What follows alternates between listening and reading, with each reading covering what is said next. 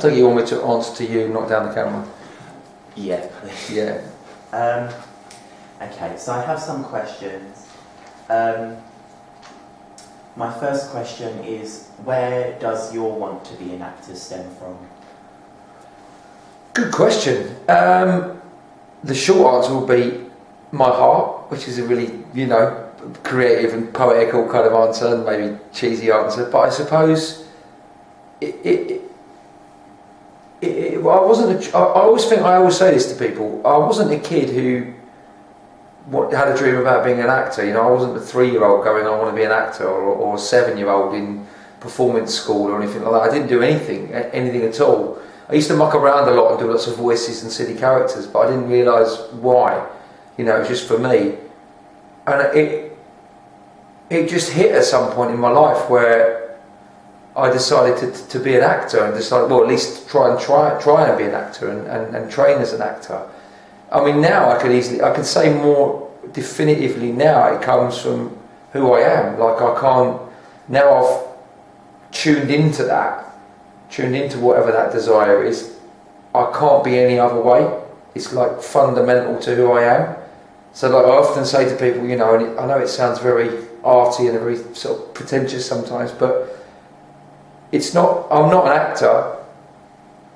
I am an actor. Do you know what I mean? It's not my job. It's who I am, and that's all it is now. So I suppose the sort of more complicated answer now is that nowadays it's just my inner person. It's like who I am and how I express myself in every way. That makes sense. Mm-hmm. What's the attitude that a lot of young actors tend to have towards their work and their talent? It depends. I mean, it really does depend. I mean, if you're talking about young actors that we train here, some walk through the door ready. I mean, you can just tell straight away. I was very serious about it when I joined here, because I trained here as well before I went to drama school, and so did Gav and lots of us. And we all talk about it. You get some young actors walk through the door and they've already know who. They know Stanislavski, they know, Shakespeare, they know playwrights, but equally they've seen The Godfather and Martin Scorsese, and they know who, Spielberg is, and, they're watching the right stuff, and they just talk and breathe acting. Then you have others who are still trying to find themselves. They might have as you said, a talent, they might have some skills. Talent's a funny word, because I always feel like there's a rawness, and there is something that young actors can bring, and we could call that talent. But talent isn't just something you can't nurture. You have to work hard at talent. You have to get better. And I think the scale we experience here is really, really varied.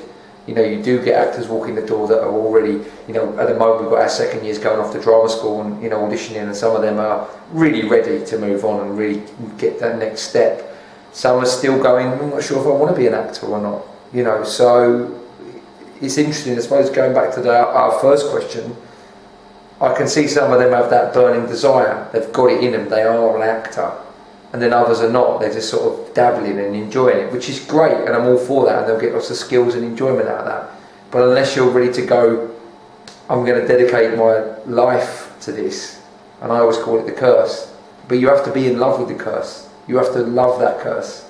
It's going to be a tough ride otherwise. Thank you. What do casting look for in an actor? Well, first of all, that you fit the role. That's their job. Casting people are really key to creating great products and great projects and processes. And they take the actors. They want, first and foremost, you to fit what the casting breakdown is. Can this actor do this? Often, when you get to a certain stage in your career, they're not asking whether you can act or not. They know that. That's why they went to your agent. The reason you've got that agent is you can act, and you've been doing it, and all those kind of doors have already opened. But I suppose the other side of it is often when I've ever got a job, and you rarely get the feedback why you got the job, but sometimes you might be on the job and you'll be having a meal with the casting director or the production team, and they'll go, do you know why we chose you? You might get those conversations. Often it's because they know they can work with you. You know, normally they'll see, let's say they see 100 actors, but they know what kind of actor they want. You know, the casting, what they want this body type, this sounding person, this whatever. Sometimes it's a lot more open than that. Other times it's very specific. But often the case is you've ticked those boxes already. So now it's about how good are they? But equally, are they a nice person? Can we work with them? Did they turn up on time? Did they sound and look like an actor? Did we like a relationship or dating? Did we have a spark? You know, did we get on? You know, often that is the case. You know, I'm just about to fly and do a movie, and again, one of the reasons that the director said that he liked me is not just because of the things I was doing, but the conversations we had and the way I was approaching the work and talking to him about the work. So there's many different facets that a casting director will look for, but all of the above really, and lots of others. Thank you. What are some of the common misconceptions about actors, and do they have a lot of ego? Yeah, I think yes, and yes. Misconceptions may be that all actors are very pretentious, all actors are very rich, all actors are very middle class or upper class. There's always that, those very old-fashioned kind of misconceptions.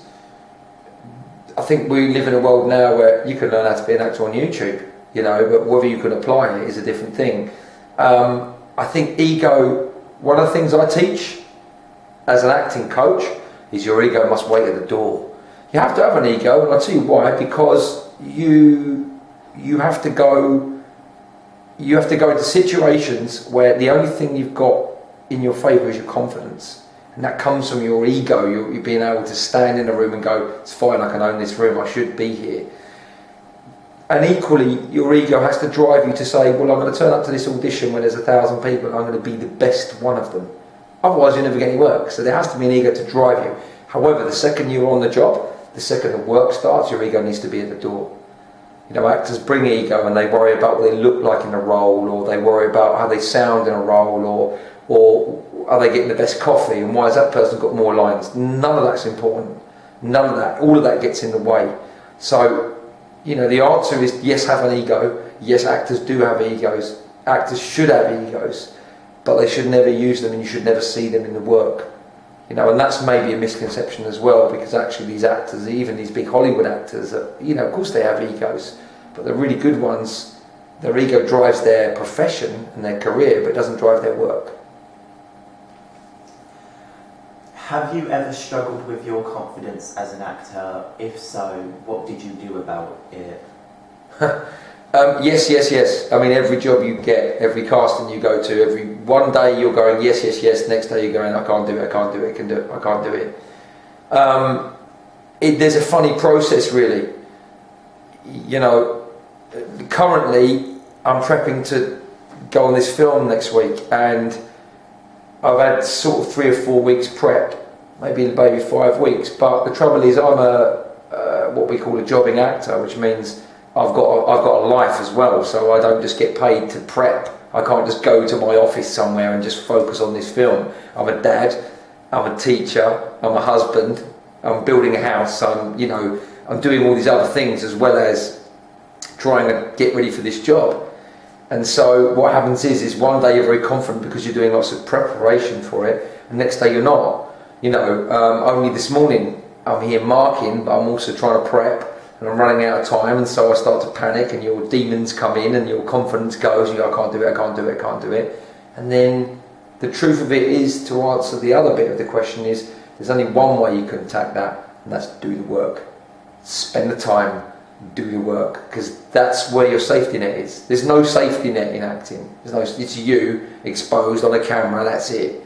So the only thing you can be sure of, and again it comes back to that other thing we're talking about in terms of talent, is that you've done the work, you've done all your prep, you've spent hours with imagination, you've spent hours walking like your character, talking like your character, not just learning lines. Learning lines is putting the tie on. If you've got an office job, you put the tie on, then you go to work. That's learning lines. You put the tie on, then there's a lot of work to do. So learning lines has nothing to do with the prep, that's just something you have to do.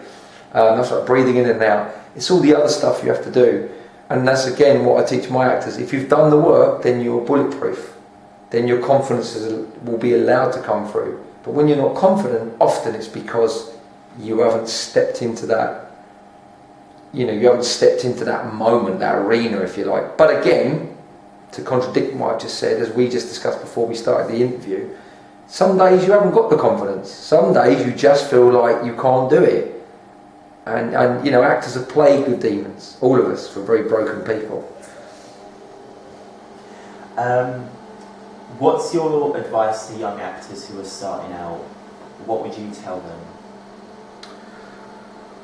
Don't take no for an answer. Do the work. Do the work, do the work, do the work. And just keep creating. Whether that's opportunities, connections, work, all the above. Just keep doing it. We're in an age now where, when I first started as an actor, there was no YouTube, there was no stick your stuff up, there was no easy cameras. I mean, it was some cameras, but not like, people can make films on their phone now at 4K. So there's no excuse. Every day I hopefully give some form of good advice to young actors, because that's what I do here. But mostly it's about, get the work done. Keep learning, keep listening, keep watching, keep your ears open, be a good person. Don't expect a latte every time you step on set, don't moan that they haven't got any soy milk, and turn up ready to work, and then people will want to work with you. Yeah. Thank you. Easy peasy. The Happy? answers. Yeah. Yeah, good questions. Thank you. Really good questions. Like, they were really well thought out, interesting questions that actually made me think. Like, I thought sometimes the questions are not. You do these interviews and sometimes they're not as, they don't evoke your thought process. But they were great questions. Yeah, they're going towards research. So. Yeah, it's great. Have you got everything you need? Yeah. Sure. Happy? Let me know if you need anything else. Yeah. Thank you. No worries, Kenny. Good luck, buddy.